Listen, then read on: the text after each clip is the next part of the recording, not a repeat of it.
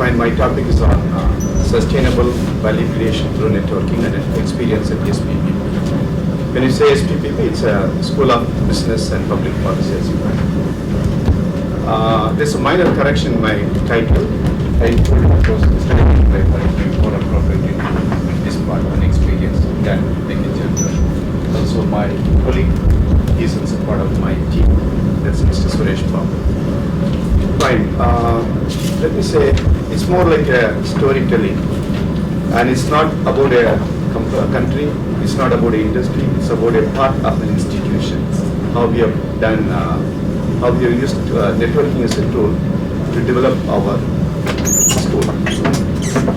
Let me go back to a little bit of history in Papua New Guinea, University of Papua New Guinea, known for good things, known for bad things.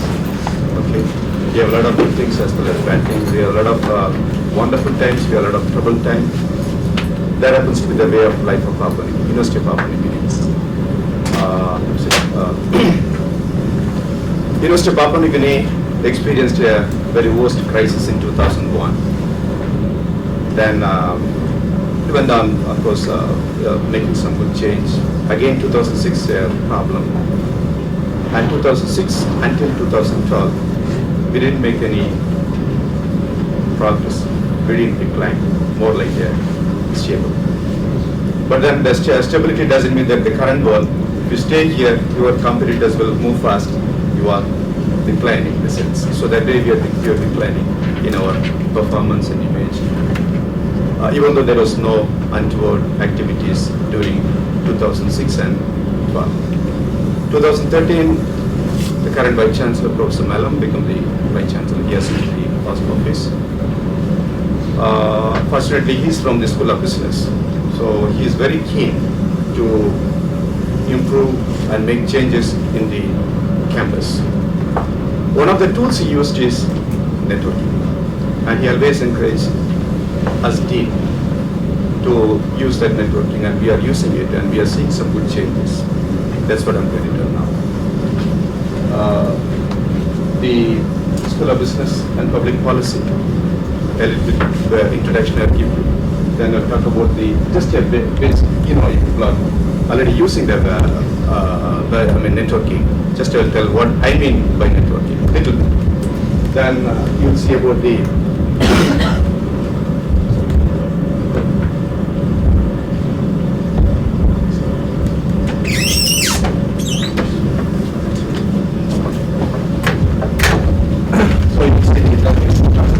developments in our school, then our future plans.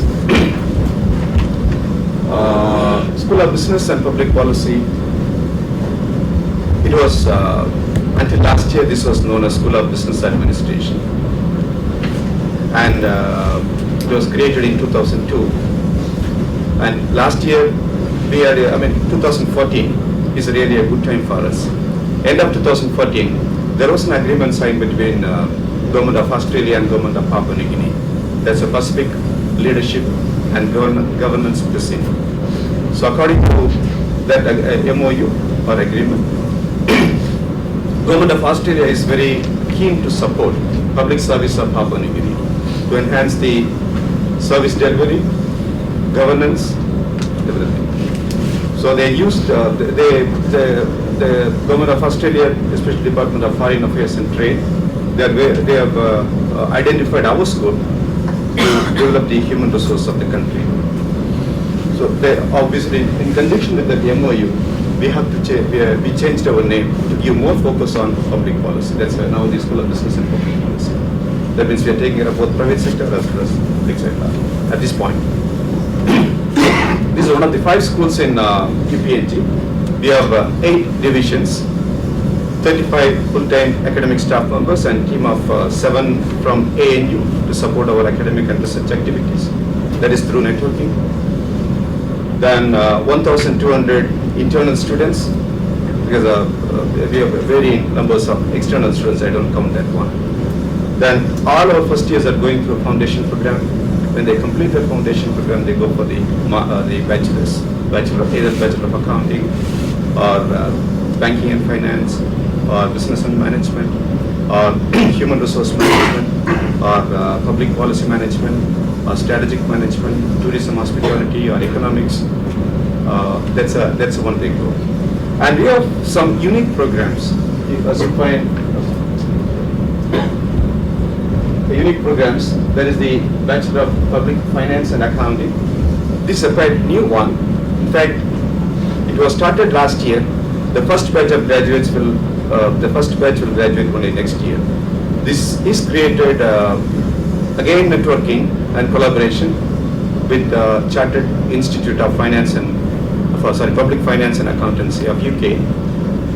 We have created this program mainly to cater the needs of our Department of Finance of Government of Papua New Guinea. This is a 2 years program.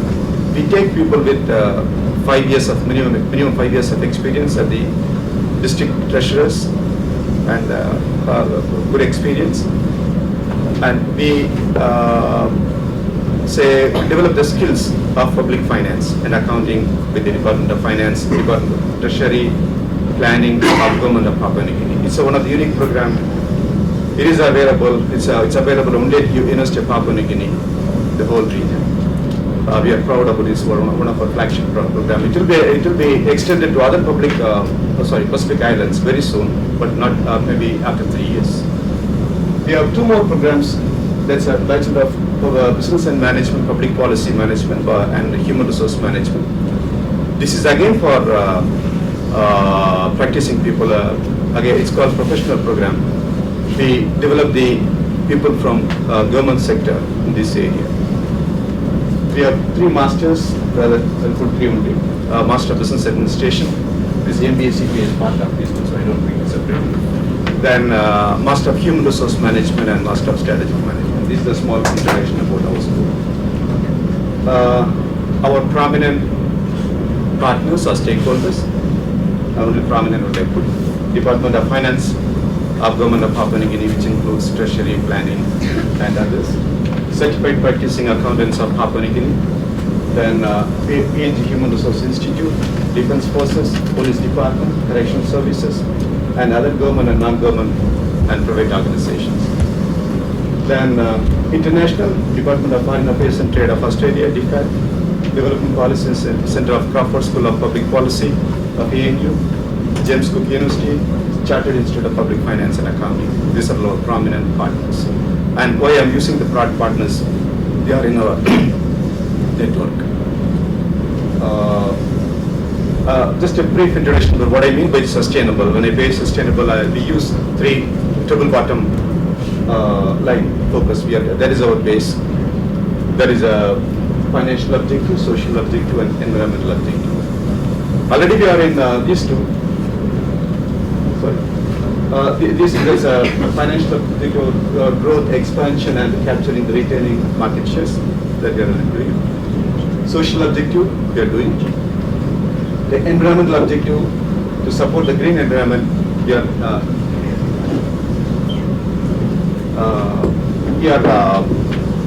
that's not we are not focused much, but we'll be doing much more in the future. Then value creation. That's about that's a primary goal of any organization. Value creation. That is adding value, maximizing value of most of the stakeholders. And when you say stakeholders, these are all our important stakeholders like.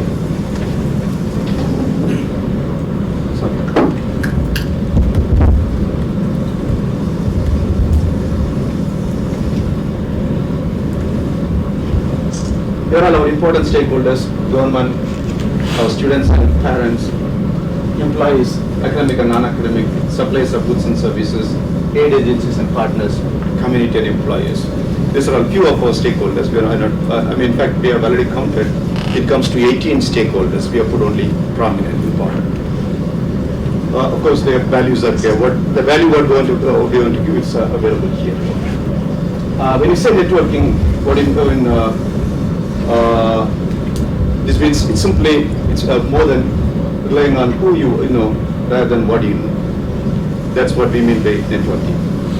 So there is mainly we are focusing on creating personal context to provide support, feedback, insight, resources. Then it's an essential activity for a motivated leader, obviously. Without networking, no one can sustain. When you say networking, it's moving beyond one's function like specialities. Networking is not a distraction from the real work, but are actually at the heart of their leadership roles. I'm not going to details of networking. There's, if anybody wants to know this, if you visit HBR here, Harvard Business Review, there's a detailed, wonderful article about HBR. We just put in the Google search, you put the networking, the first item which will appear is HBR article. That will create three different types of networking: operational, professional, and personal. I'm not going into details of all those things. Fine. Now let me talk a little about our current activities in the school, how we have gone this far with the support of our networking partners. Our first partner I want to recognize as the important partner, Development Policy Center. In fact, again, coming back to storytelling, the 2013, when of course, Madam became the Chancellor, I became the Dean of the school. There was a time, our economics division was one of the most suffering division. We had just two people, one tutor, one lecturer. That was a very bad situation because the entire country depends on, we are the only division, only school offering the economics program in the entire country, and with just one tutor, one lecturer. There's another tutor, that time Vin was a tutor, now he's a lecturer. He was doing his masters. It was a really terrible time, frightening. So our quality of our program was a question mark. Of course, fortunately, the divine intervention happened. Professor Stephen House, he's a long-time good friend and ally. We know him through Oceania Developmental and personal Chancellor. He visited our school once for a personal courtesy visit. When he knew that we are in such a state, economics, he volunteered to help us. They started all our stories. And obviously we developed some informal discussions and everything. One major breakthrough took place in 2014. That's again the result of the networking. We organized a conference almost after 8 years. You cannot imagine a university campus without conference. For 8 years, we organized after 8 years. That's a PNG update. PNG update has got a story. That used to be held in Papua New Guinea until 2008. For some reasons, maybe because of logistics or reason, I don't know. It went back to Canberra. And when Stephen, it was under the, Stephen Development Policy Center was looking after. When Stephen came, our first request is we want to organize PNG update at PNG. He agreed with the condition every alternative year, 1 year at PNG, other year at Canberra. That's fine, no problem. We agreed. Then the university organized this conference in 2014 June, almost after 8 years. That was a turning point. The university woke up, I can say. Our Vice Chancellor used to say, this is a kickstart. And university woke up. After seeing how the level of crowd and interest and involvement, Stephen told we are not going to organize PNG update anymore at Canberra. PNG is the appropriate place. UPNG is the right place. We are able to do that one. We achieved that milestone. So since then, PNG update is at UPNG last 2 years. This year, the small disruption still will have it. That was a kickstart, as I told you. And after we kickstarted, other schools woke up and they started organizing. We are now, since 2015 June, first PNG update, we almost had 7 or 8 conferences by different schools. Sorry, I'm going slow. Different schools. That is a marvelous achievement. We are now thinking about more of research and contributions from just a teaching institution. Through that, and 2015, last year, we had a MOU with, went for an MOU with the Development Policy Center. You can see this is our status now. You are seeing Dr. Manoj Pandey. He is a lecturer at ANU, but helping us at UPNG. That's a marvelous achievement. We have 7 people on the ground right now to support our academic and research activities at, who are otherwise employees of ANU. At no cost, we are enjoying the benefit. They are teaching at UPNG. They are doing research on Papua New Guinea, plenty. And mainly faculty strengthening, student support, research, conference, then outreach. We are also planning to send some of our students to ANU campus for further thing. Next one quickly, it took maybe 2 minutes. Next major support is the Department of Foreign Affairs of Australia. One of the, as I told you, is the Government of Papua New Guinea and Government of Australia signed an agreement, that's a Pacific Leadership, Governance and Prison, through which we are getting a building, plus lecture theatre and a building for student admin. These two will be a direct beneficiary of, our school will be the direct beneficiary. It's going to be around 50 million Australian dollar. Then they support the MOU with ANU. They support MOU with James Cook University. That's a university-wide MOU. And they appointed a transition coordinator, and we have done a baseline survey how to take the school to the next line, mainly to focus on public policy. We have done already. We are now going towards strategic planning, and our next immediate focus is on curriculum review and development. We are going to start with economics and public policy. Further, we are having a James Cook University. That's we are looking for a graduate. We are already having a graduate development program on teaching and training, also curriculum review. This is not yet started yet. And for future, quickly, we are looking for a strategic plan. We are working on it. It may be ready by another a month or two. Almost it's come to an end. Our team is working on it. That priority will be to align the government and private sector. The government priorities and our capabilities. Currently, the government of Papua New Guinea has got 5 priorities like health, education, infrastructure, small business, and one more thing, agriculture. Okay, yeah. So we are aligning the government priorities with our capabilities. So accordingly, we also have to balance between the public policy or public sector and private sector focus. And accordingly, we are first priority. We are planning to introduce a Bachelor of Human Resource Management. This is exclusively for government department with 100% focus on that, with the Department of Personnel Management of Government of Papua New Guinea. Then we are also looking for Master of Economics and Public Policy Management, currently working on. We are determined to offer from next year with the support of ANU. Then Master of Accounting and Finance will not be next year, maybe 2018. Then Master of Public Finance and Accounting, it will be 2019 because that's the time we'll get our new building. Then Master of Health Management and Environmental Management is going to be in partnership with our other 2 schools, School of Science and School of Medicine. Then Program and Courses and Entrepreneurship.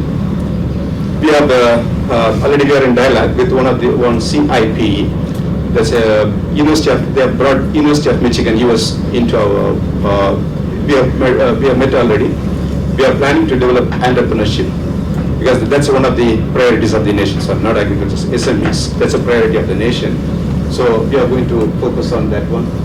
And our immediate focus, we want to develop the research because, as I informed, UPNG happen to be more of a teaching institution than a research institution. That must change.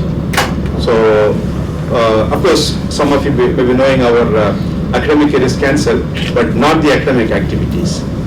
Okay, we are not teaching, but doesn't mean that we are not doing any academic activity. We want to convert this setback as an opportunity. So our priority is to develop skills of research, skills of ICT, and encourage our people to go for more research.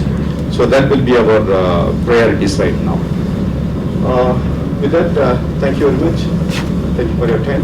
Thank you for.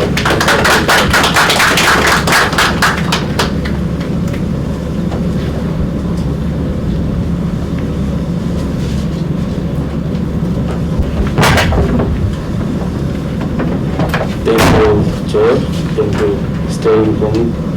Thank you for everyone here. Good morning, ladies and gentlemen.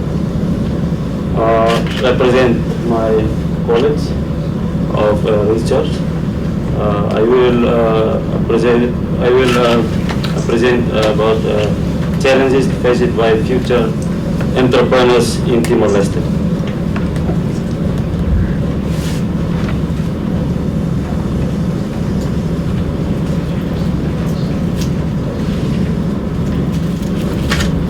Yes, introduction.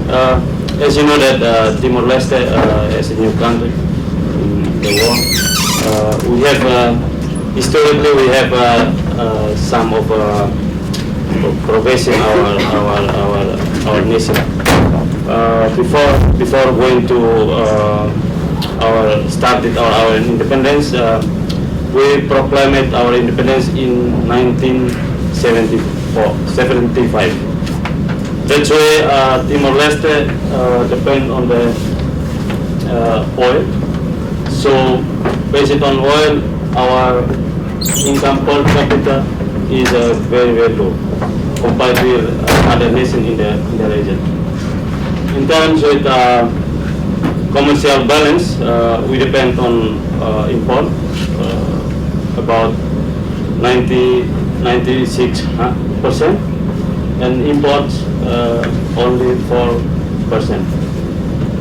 Even our macroeconomics indicated that increase in economic growth, double digit, but we have need to diversify our oil and gas.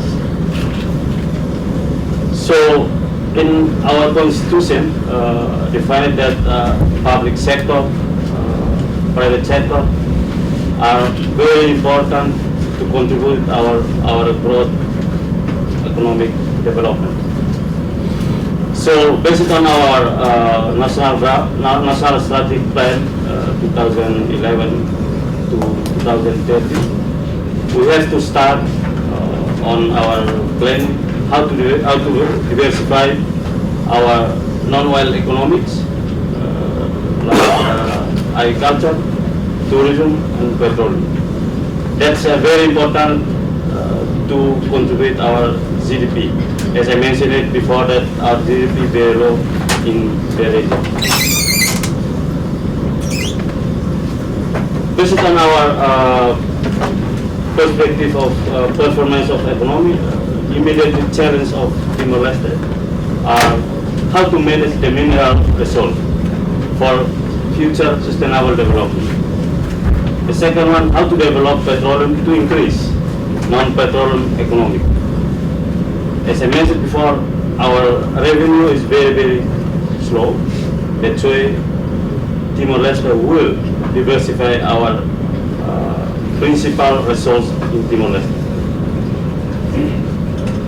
So long-term sustainable growth, we have to look forward our new economic development, particularly how to diversify that sector, to look for all small and medium enterprise, how to prepare the future entrepreneurs in agriculture, tourism, and petroleum. That's important things to promote our employment, innovation, income creation, economic and social growth and development. In other condition and progress and successful factor, as well as challenges for diversification on petroleum economic that have been done by Timorese entrepreneurs to increase income for contribution to our sustainable economic of Timor-Leste. So based on our study, we have two objectives that to investigate the factor that motivate Timorese entrepreneurs to start the business in Timor-Leste. The second way, how to identify challenges that are faced by Timorese in practicing business successfully. As I said, that our motivation, the motivation of Timorese entrepreneurs, based on our research, is obligation to sustain their lives. Even the principal objective is to get more profit. Second one is have opportunity to invest. Even we have target to get more profit. Have planned before. Have job related to the business. Heritage from the parent. And the last one, how to make a profit. That's how to encourage the entrepreneurs to start the business in Timor-Leste. So the challenge of entrepreneurs in Timor-Leste, as we talked about the entrepreneurship, I think it's the same with the other country in the Pacific Island, in ASEAN. Sometimes which one the most challenges faced by each country. This is our entrepreneurs activity in small and medium business. As you see that the basic needs, the manual, the distribution of the water, and how to package the oil, the tea. The challenge on business, the most problem is how to get the financial. As you know that Timor-Leste as a new nation, we have problem in how to get funding. Many banks with the policy different, how to determine income, how to determine tax rate different. Sometimes the bureaucracy of banking, sometimes the problem with the law of the land, the government doesn't improve our law. That's very difficult to the new entrepreneurs to start with the business, even they doesn't have more capital to start the business. Human resource, we have problem. Infrastructure, as you know that ADB given our funding to government how to start with our infrastructure. As my colleague spoke yesterday, that the problem with the infrastructure, but we start to invest in public sector and management and training. That's our challenges faced by Timorese entrepreneurs. Conclusion: the majority of entrepreneurs face it like capital. Before going to establish their firms, they have problem. The objective of establishing firm are majority to sustain lives, to sustain their family, how to pay their children go to school, how to meet the needs, basic needs. Many plans are informal, difficult to how government to know that to control our revenue. Even the entrepreneurs not pay attention to pay if they doesn't have formal registered in our Ministry of Trade and Industry and Environment. The another challenge is finance, as I mentioned before, management and human resource, infrastructure, and lack of trade. Another obstacle, lack of infrastructure, facility. How to get the market? That's our problem. How to find the good route, how to find the good rate, and then the entrepreneurs go into the market. As I said before, that the tax interest is still high. Each banking has a different policy in terms of the tax interest rate. And sometimes the criteria is very, very complicated. When the entrepreneurs come with the proposal, with the sum of credit, not permitted to allow to get the financial. Long bureaucracy. As you know that Timor-Leste has problem with the bureaucracy, how to get the capital. The regulation protection for the business competitors. As you know that Timor-Leste right now, all entrepreneurs faced by competition with the other entrepreneurs like Chinese people, Indonesian people, Indian also. That's our big problem. How to prepare Timorese to take in participation in business enterprise. Related to the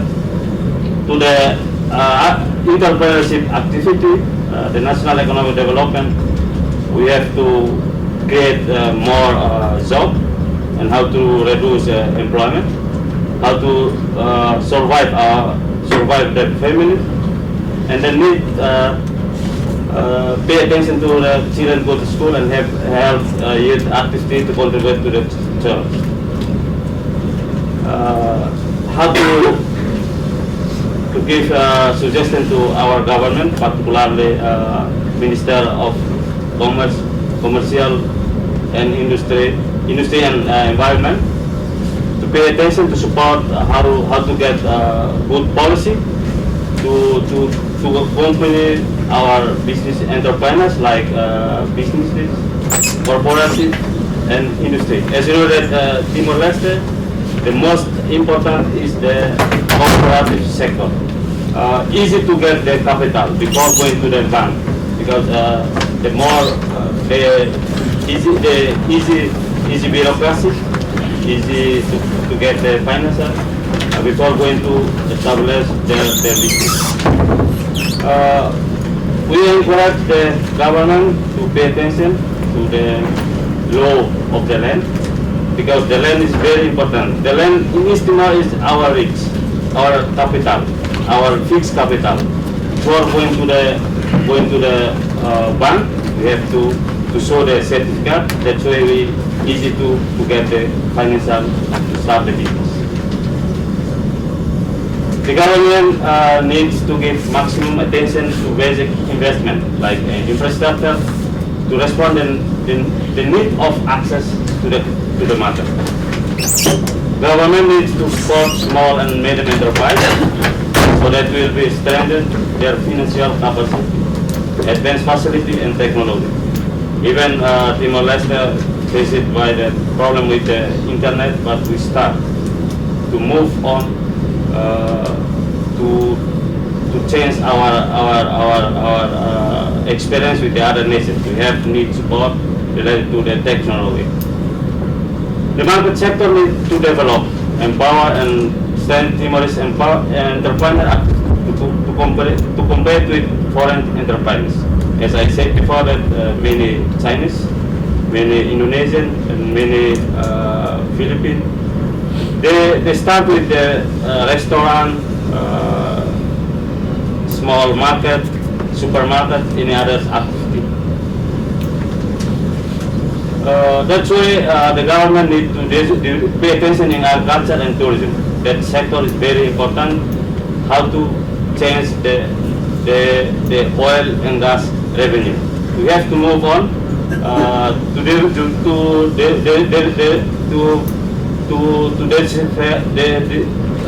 to change our petroleum income, and government needs to reform our fiscal. As you know that the fiscal is very important. As I said that sometimes the entrepreneurs doesn't pay tax. That's why the government need to reform our fiscal. Business and cooperative and industry need to get support. The entrepreneurs need to increase their skill through formal and non-formal education, like training and in specialization areas.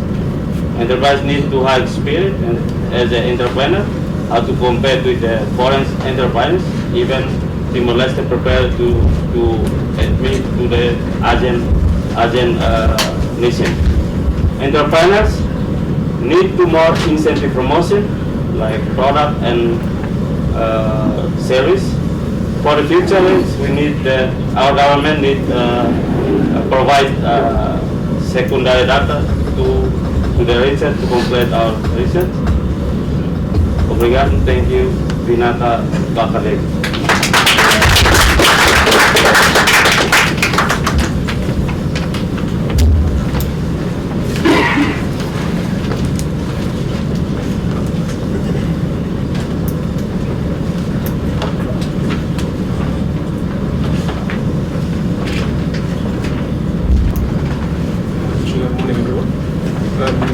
Briefly, we'll be speaking this morning about our program, the DFAT-funded program, supporting developmental leadership among youth of the Pacific.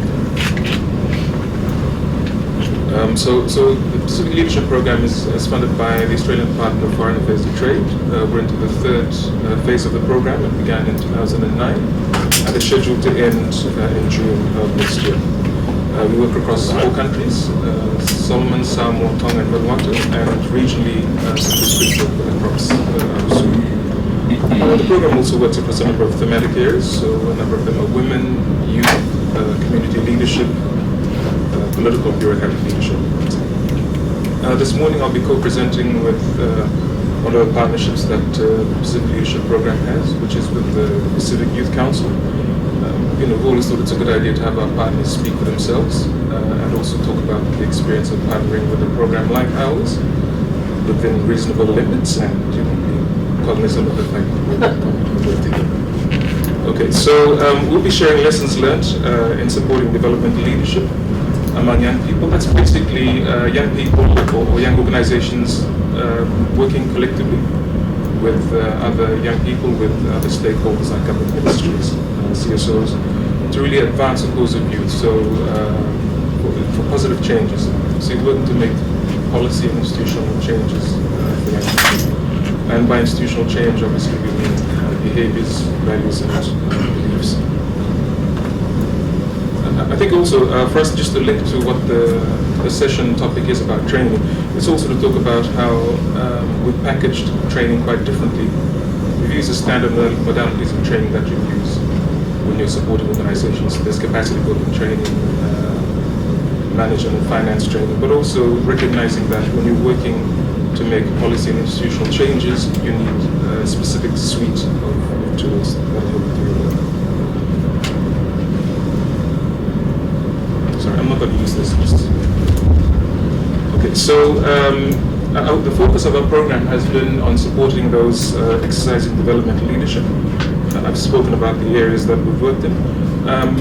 But I think in talking about how we support young people or youth organizations, we have to recognize that there are a number of challenges intrinsic to working with young people. The first is that membership of this group is transient, and people are moving through this phase. Also, if you're joining a youth association, organization, youth branch of a church, for example, that it's all voluntary. You can't, it's not prescriptive. You can't join these organizations. I think we also need to recognize that for young people, this stage of their lives is a complex developmental period. I mean, there's the physical, but also emotional, all these changes that you're going through, but also you're also finishing school in some cases, moving on to tertiary, or dropping out of school. That's the reality of the situation. So, and also different backgrounds that young people come from. There are those who are going through into further education, those who dropped out of the system altogether, vulnerable groups, so speaking about people with disabilities, sexual minorities, etc. So that's the context that the Pacific Leadership Program is working. Into the second year of the program, we started asking our partners, or those who worked across a few countries, where tomorrow's leaders are and how best a program like ours would support them. One of the answers that came through clearly was that tomorrow's leaders are mostly found in churches. And this is really given the context of the Pacific. The majority of the Pacific Islanders are Christians. whichever denomination they're in, that there's a structure that they fit in, and that churches are embedded in communities. We already were doing some work with churches, but also wanted to explore further how we could work with young people who were falling outside the church, out of tertiary education as well. So, along with the Pacific Youth Council, we hosted a Pacific Youth Forum in Samoa, and really worked with membership organizations for young people to try and clarify what they thought was one issue they'd like to progress on, and how we could best support them to progress this issue. At this time, they identified youth employment as a key issue. As Tarusila from Pacific Youth Council will talk through the process of how we support them through that.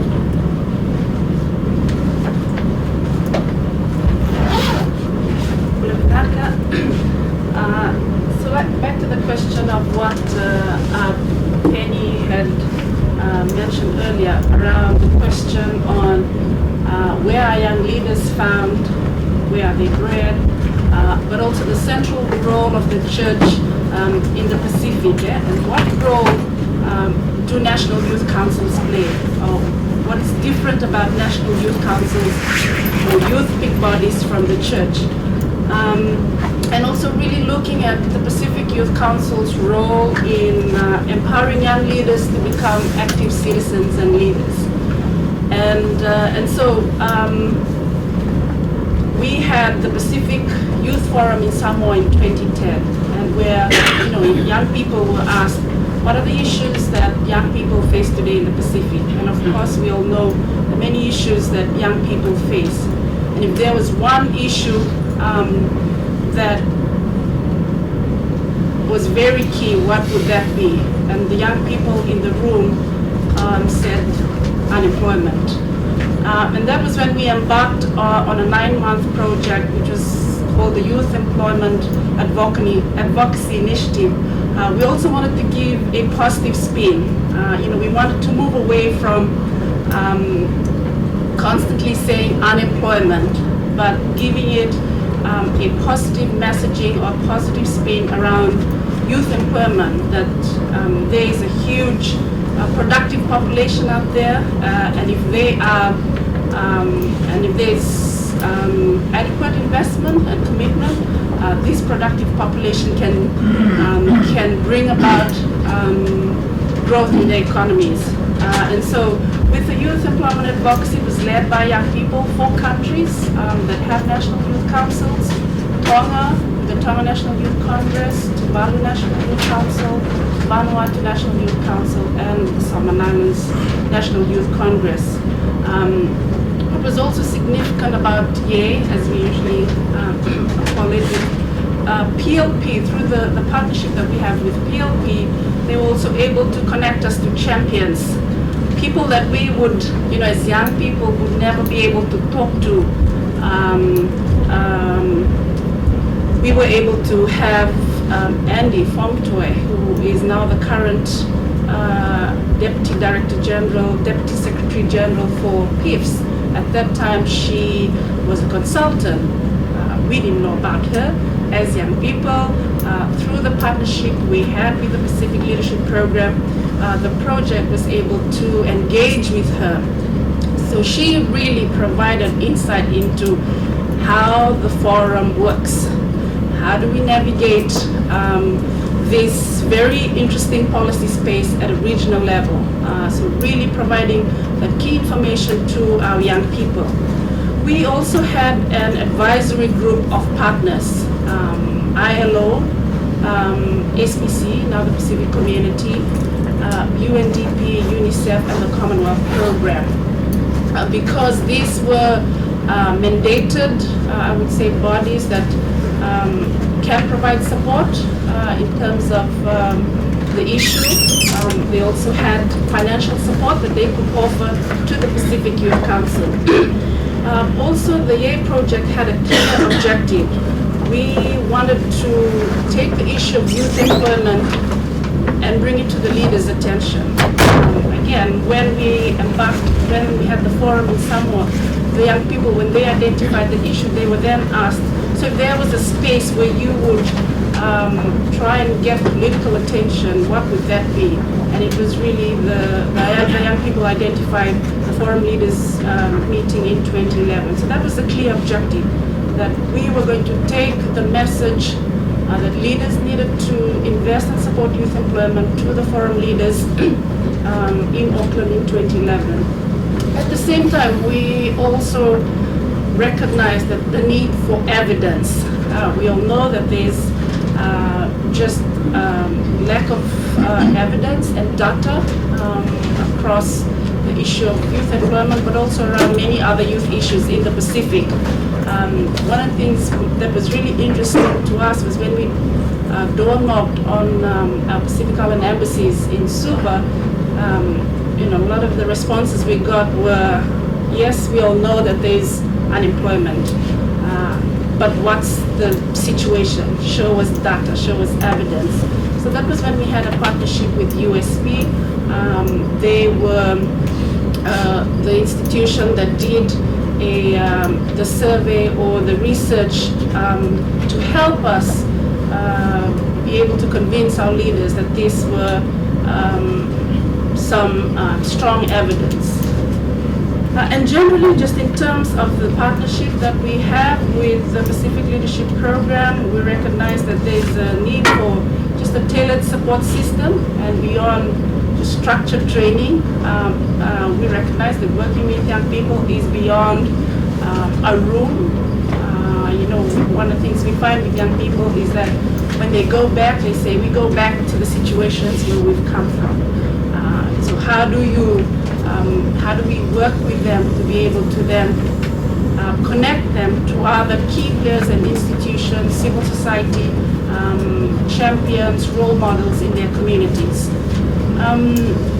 Just a robust relationship with donor. We have that with the Pacific Leadership Program and other partners, where we can have frank conversations around the work that we do and how can we best serve the needs of young people, and the strategic advisory and networking support from the Pacific Leadership Program and other partners.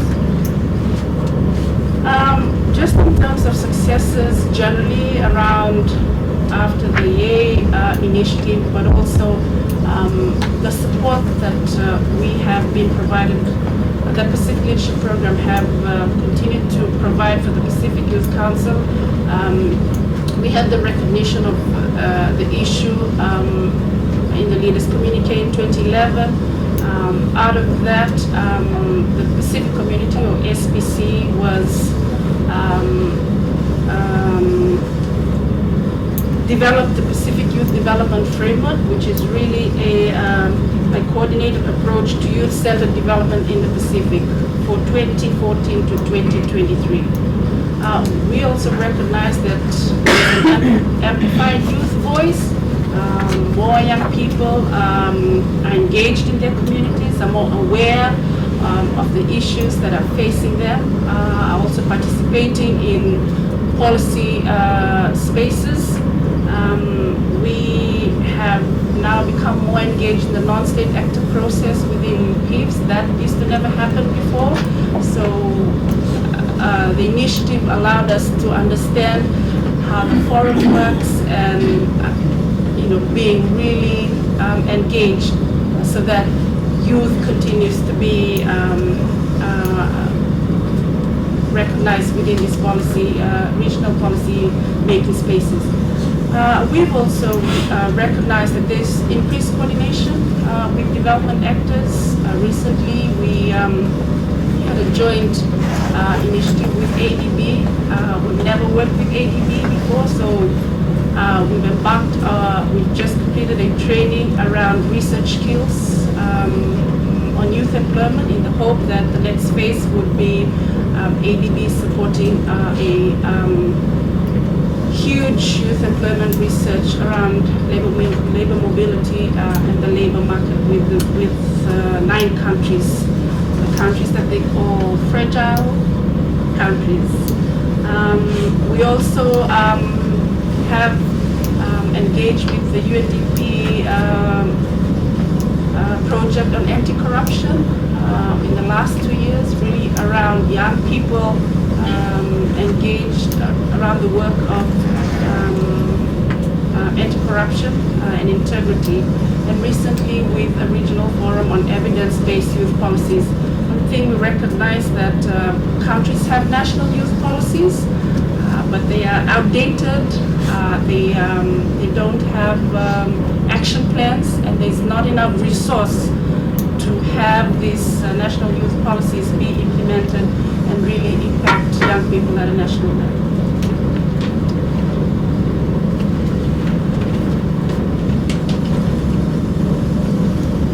I guess, so I'll just speak quickly to the lessons that the program has learned in supporting young people leading on change. One of the first is around the need to invest in building an evidence base, and this is something Tara spoke to extensively. One thing as well that we found out of the youth leaders meeting in Samoa in 2010, and something that we speak to all our partners about, this cuts across all the thematic areas of working, is that you can't be everything to everyone, so you need to focus on one key issue and see that through till an outcome. And we're really talking about a developmental outcome here. So if you're working towards a policy, what sort of policy change are you working towards, but also how will that policy be implemented? Because I mean, we all know that policies across the Pacific are a dime a dozen, but whether or not they're implemented is another question. So our support to young people combines a number of elements. So there's accompaniment and mentoring, and a lot of this has been in very close contact with both the PYC and its members, particularly around the youth employment advocacy work. Building and maintaining robust relationships with partners. The Pacific Leadership Program uses the Partnership Broker Association's model of building and maintaining partnerships, and we found that it's been a really useful tool for allowing you space to do the work of a partner, and allows you to have really robust conversations and frank conversations about the focus of their work, whether they're actually working to an actual development outcome or sometimes whether they're ticking a box, that sort of thing. Also the strategic advisory and networking support, so in the case of PYC, connecting them with organizations like GIFs, with people like Annie Fontoy. And I think it would be also a good idea to maybe just state quite briefly that a relationship with PYC is one of a number of youth-oriented partnerships that it has. Another is the Grey Govan Awards, which is really about giving young people going through tertiary education opportunities for fellowships with organizations across the Pacific. That said, we still do conduct or support your straightforward training around capacity building, and one of them that we continue to do on an ongoing basis is management accounting for NGOs. I guess one of the most important things I wanted to speak to really was that the robust relationship we built with PYC has really allowed us to ask difficult questions, to be a critical friend.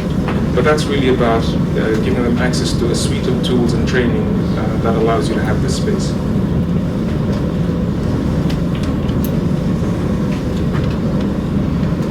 I guess just lastly is the ongoing challenges of working with young people. The experience that we find with partners who usually come and want to work with the Pacific Youth Council or with young people or with our national members is we find that sometimes it's a box-ticking exercise and doesn't truly serve the interests of young people. The ongoing challenge of commitment by leaders.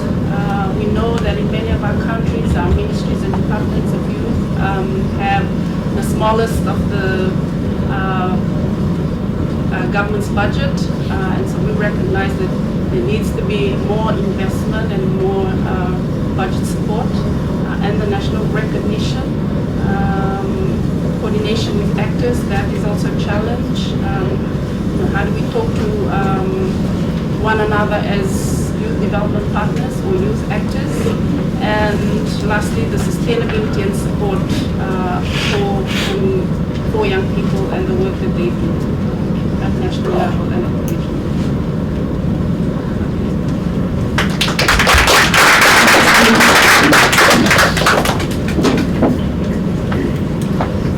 Before we move on to I'd like to invite questions and comments from the floor, please.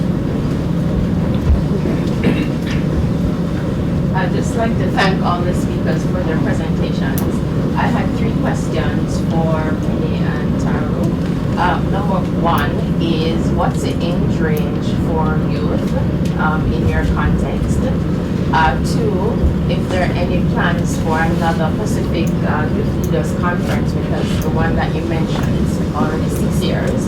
So if there are any ongoing plans. And 3, the work that you're describing is a lot in the 3rd sector.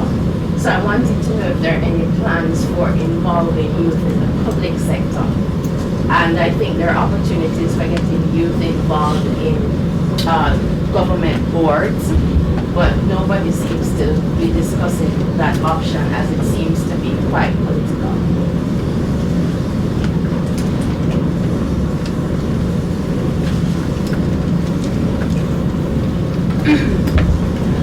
In terms of age range, the Pacific Youth Council, we don't have a standard definition.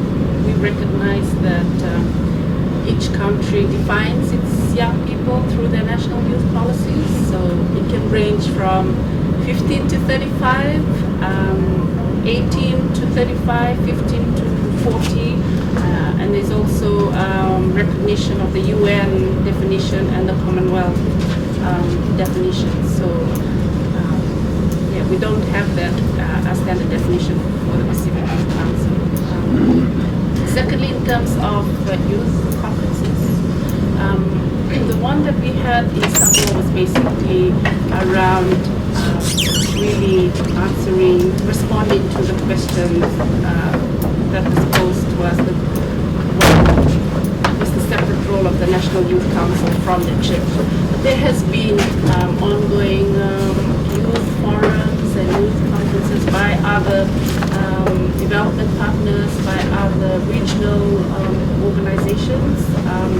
There was the Pacific Youth and Sports Conference in New Caledonia in 2013, together with the Youth Ministers meeting, where they endorsed the Pacific Youth Development Framework.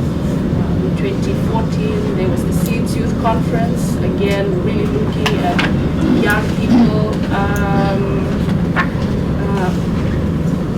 providing input into the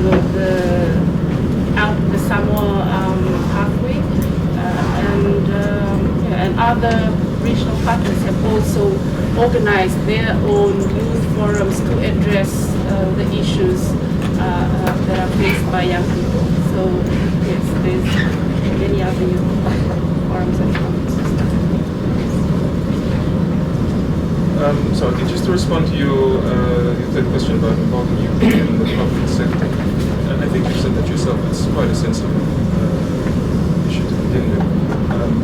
And I mean, the program hasn't really worked in the area of bringing up youth into the public sector for the most part.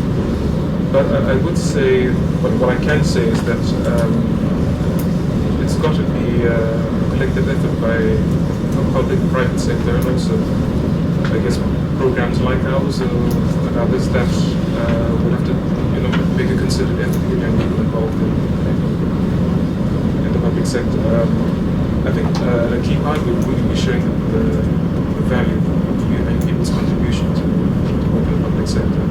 I'm sorry, that's the best I can do at this stage. I don't think it's a very straightforward answer to it. But they need to be people working collectively to try to miss something specific. Probably just to add to Peni, there are some countries where young people sit on government boards. I know for Fiji there's a young person that sits on the National Employment Center committee or board. There are also where young people through the national coordination committees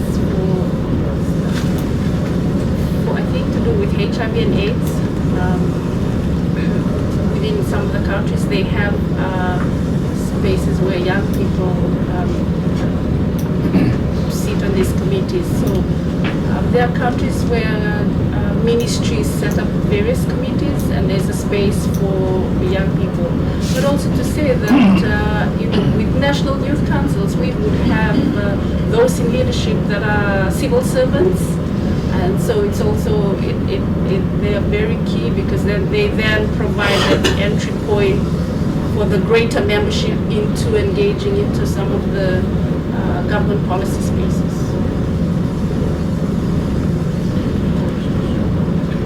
Yeah, I got Dr. Pillai, University of PNG. Some of us heard in this room yesterday about the economic impact of the falling commodity prices on countries such as Papua New Guinea and the cost effect that brings about. It goes without saying that this points to the need for economic diversification. Finally, PNG is waking up to the fact that international trade can be used as a tool for economic growth. And after many years of bouncing the trade function from one department to another like it was some bad disease, it's finally being anchored now in the Department of Trade, Commerce and Industry. So the project that I'm working on in that department, the EU-funded project, has helped Papua New Guinea to develop its first ever national trade policy, which, if we still have an NEC next week, next month will go to the NEC for approval. And as part of that trade policy, we are proposing a restructuring of the institutional trade functions. This will see a trade office being the single competent authority for all trade-related matters, and will avoid Department of Agriculture taking decisions that are in conflict with our commitments to the WTO. So the point I'm getting to is the trade division is currently 50% understaffed. It has 50% vacancies. And as part of the new trade office, we will be recruiting further young people as the graduates to go forward and lead trade as a tool for economic growth in PNG. Is there any plan in your curriculum review that you mentioned to develop trade programs? Because it is impossible for us to find a young person in Papua New Guinea who has any qualifications in trade. That's good. Thank you. At this point of time, it's no.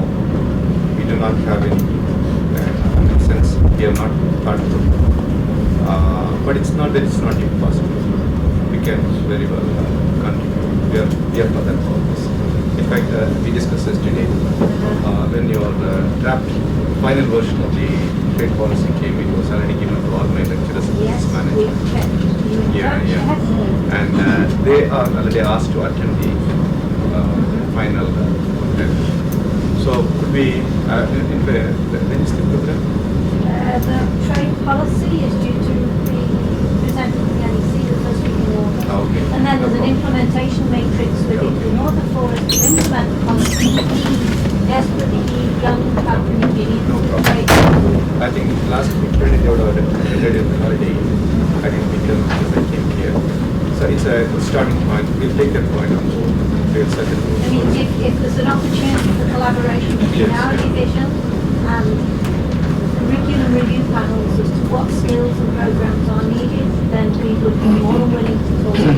In fact, it's a good thank you for the suggestion. I will encourage our business management division to take a leap forward. We will do so. Okay, thank So, you. can I add in that?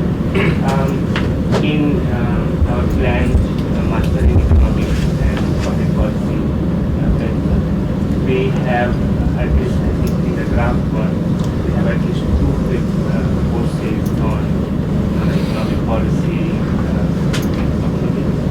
So I think one component will definitely be the trade. Okay. So once master will, and the idea of the master in economics and public policy together is that those people who are already in the public service, they can also attend those courses, and also those who are working towards some other areas on changing the mix of economics and public policy, they can also do those courses. So I think it will definitely broaden the scope, and also it will be, I think, it will be able to start by 2017 as well as the mentioned. It will be a big help for the SME. Once we develop the program, we will send you a draft version to you and your feedback. We can incorporate. That is our one of the process, external review. We'll send it to you. Please give your feedback. We'll take that. It's And we'll- two-way, it's a two-way Yeah. dialogue, And yeah. regarding the connections, we'll make, we'll certainly visit the trade policy for this. Please do, yeah, thank you. Thank you. I'm Edina Balaro from the National University. My question is directed to the two last speakers.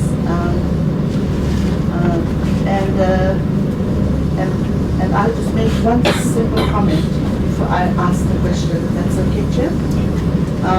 The education statistics in Fiji currently shows that of the 130,000 that come through primary, about 50,000 only end up in secondary schools. So that's less than 50%. And about 5,000 end up in higher education, which implies that there is a big dropout somewhere along the way. And the extent to which you actually capture this in your profiling and in the kinds of things that you are looking at with regards to youth, is going to be a challenge in itself. And when you take the National Literacy and Numeracy Assessment, which is a national examination in Fiji, provided to primary school kids, the latest one in which 7,000 primary school kids were involved from 400 schools, showed a great lag in literacy and a slight improvement in numeracy. Now, I've just embarked on a national-wide research project which will look at areas of enhancing literacy and numeracy in primary schools in Fiji. And I'm doing that with my Department of Primary Education staff at the Teachers Training College.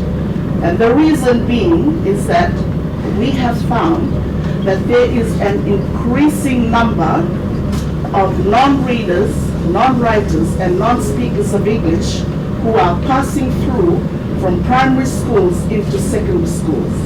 Now, this is not only an issue for Fiji, it seems to be a Pacific-wide issue. And even also in New Zealand, amongst the Pacific Island communities here. And so my question to you is, to what extent do you actually use institutional statistics and basically link to database links to assist you in addressing some of the challenges that you'll be facing with the youth programs?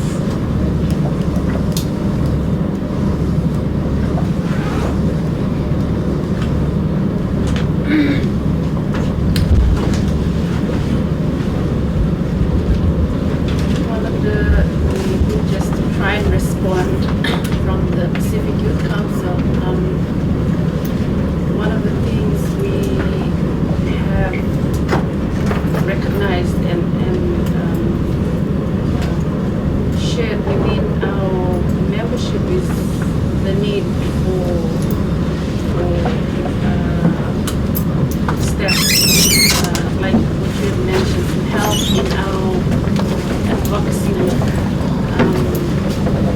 Most of our national youth councils don't have the capacity to implement programs. And that I mean program staff and resources. The strength of our national youth councils are really around advocacy work and bringing such information to help convince our decision makers within ministries and departments of youth, and also to influence national youth policies. And we also recognize that there's still more need for evidence around unemployment. It's just not enough to be able to convince our leaders for more support. That's This is to the gentleman from Timor-Leste. I think in the Pacific we understand that there are different cohorts of leadership that emerge and they come in many forms.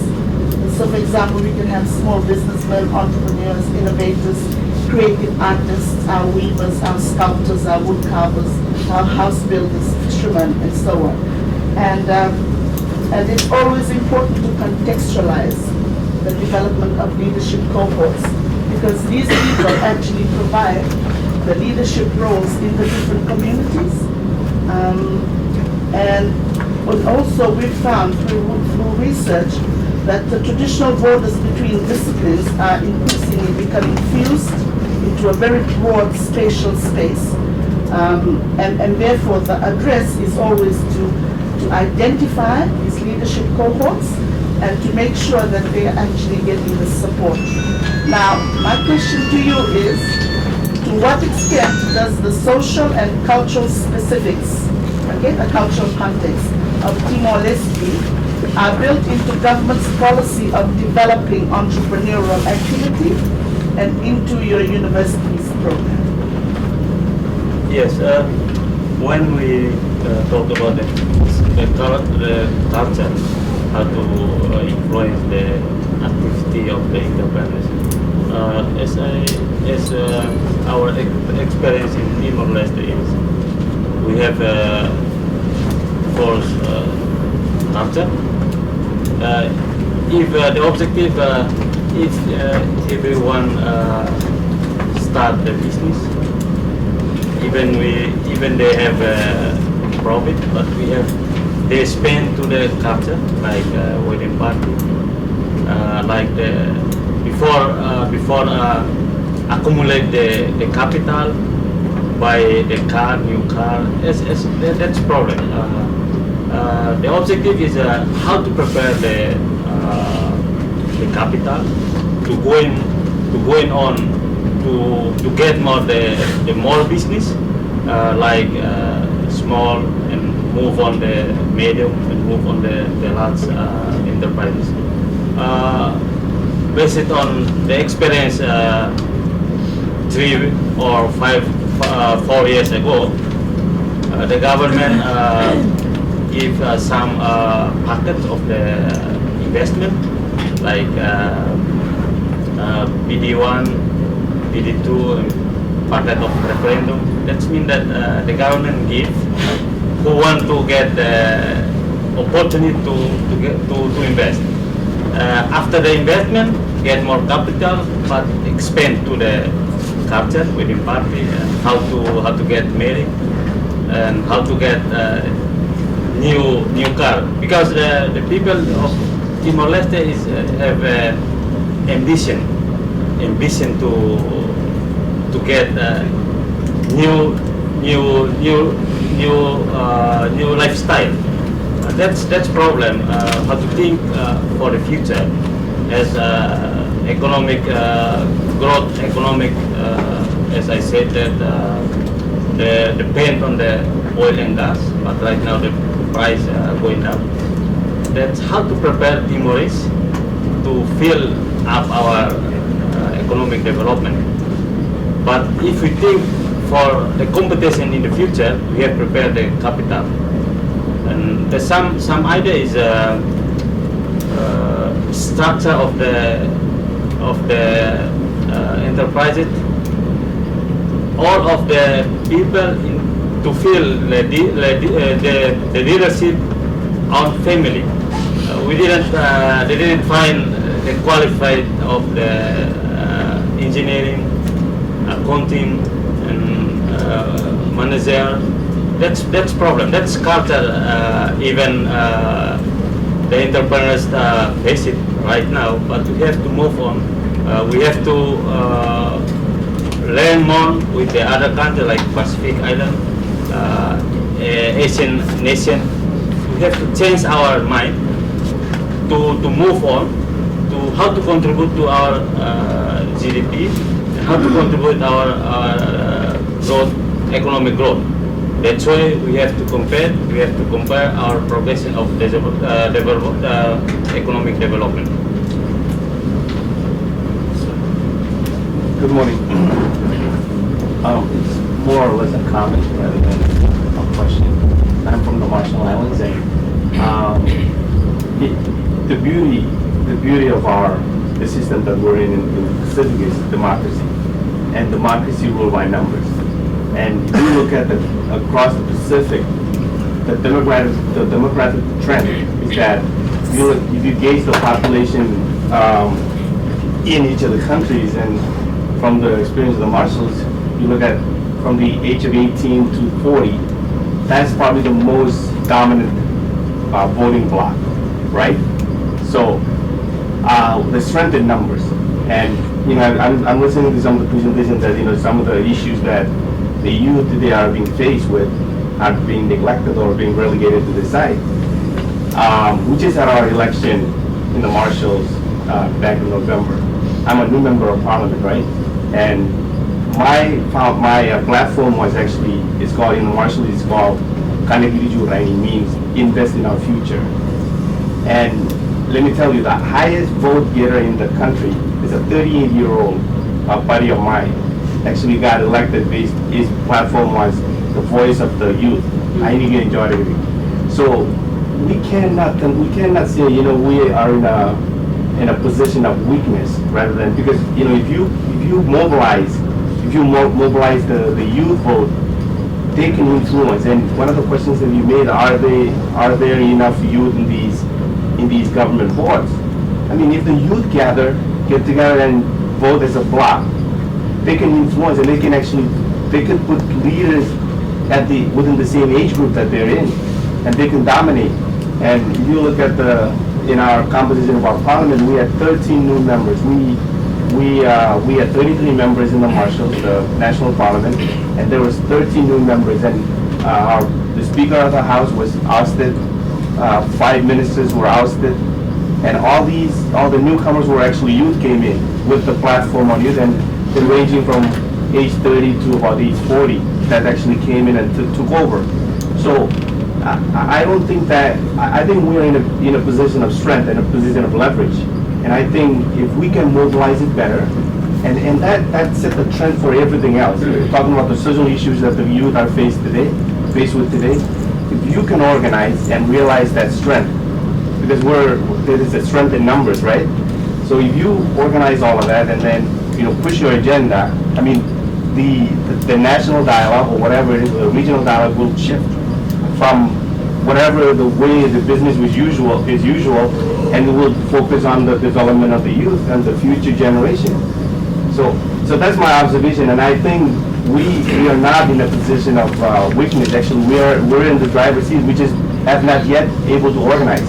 Because if we organize and drive out the vote, we will actually run the region. Thank you. Just a comment also. I'm a product of a number of Pacific leadership programs over the last 10 years. And what I've come to learn is, yes, we've got to deal with these policies or youth, the issues that you've got, but coming back from that and more closer to home, there's simple things that can help facilitate leadership, like encouraging people or teaching people how to deal with difficult situations at work. Just the simplest things, how to figure out your purpose, and that your purpose is just what you do right now, not an end goal all the way down the line. What is mindful leadership? All of that kind of school of thought that happens and helps support an individual through, personal development programs. I think that the region, a lot of countries overseas, Australia, New Zealand, they offer all of these personal development programs, and usually it's at a high cost, and I've started paying for those things now because I think it's worth it. But in the Pacific, I don't see these kind of programs coming along, and I think if people get a taste of it, it just builds up your strength as a person, and therefore your opportunity if you wanted to be a leader and move further down the line. And I think the Pacific Leadership Program, if it hasn't already, needs to look at maybe encouraging those kind of personal development programs that help the individual just in everyday situations, making healthy versus unhealthy decisions. That's just a comment. My question goes to the speaker on the tourism. You mentioned about land being used as one of collected or something for getting assistance from the bank. You're referring to state lease or customary land. Can you explain that? Yes, Timor-Leste, everyone has the land. The land is our right for everyone in East Timor. Right now, the parliament hasn't approved the law of the land. If entrepreneurs will go to the bank how to get the capital, the bank asking about the guarantee of the land, but we have to show the certificate. But right now the parliament hasn't approved the law. That's why the entrepreneurs get more the one of the criteria to get the to submit to the bank. The bank will evaluate the criteria and the bank give the capital to everyone. That right now we have problem about the approval of the law of the land. Compared with the other nation, Timor-Leste, if we have land, we have to get certificate from the government. That's why the parliament will approve the law of the land. That's our problem. In this case, right now, if everyone in Timor-Leste has the land, give to the other entrepreneurs to use to invest the market, supermarket. But the problem is the land informal or illegal. But we have need legal, formal, and then the government legal land. That's why used to the investment. That's problem. I think it's in this case different with the other nation. I think it's our case, especially in Timor-Leste. Thank you very much. My name is Peni. I'm a small NGO called Fiji, based here in Suva. It's a non-charitable registered NGO. And I wanted to just address, I want to thank Taru and Peni, and also Andy and the other speakers who talked about literacy and moral education. Vision Fiji has a program now called Read to Lead, which we do in partnership with the scholarships, Scholastics International, and that's already out now with the Ministry of Education. We plan to do it to all primary schools.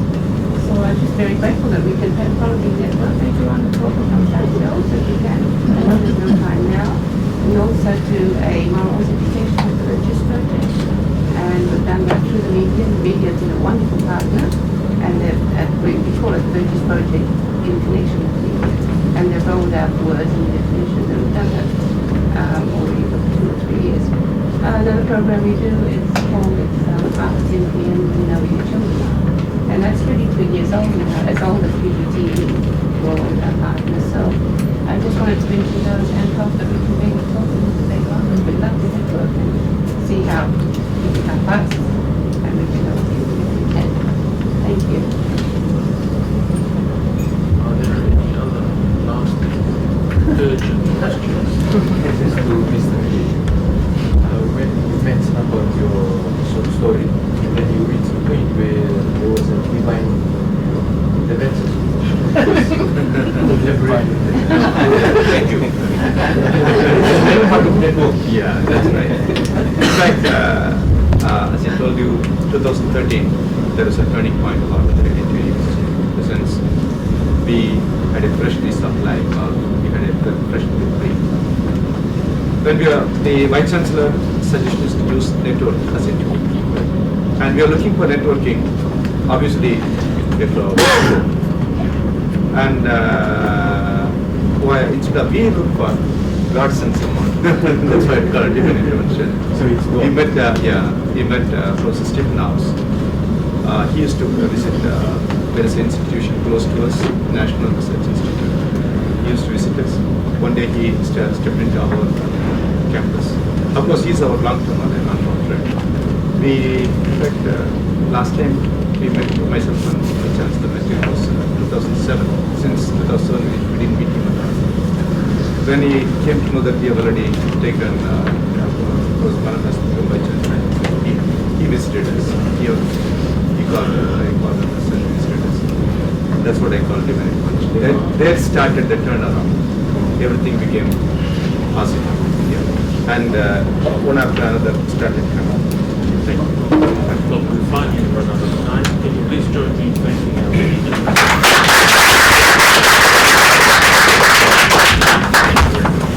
Just a quick announcement, a reminder, if you haven't registered this morning, when you go up for refreshments and chairs, please sign up.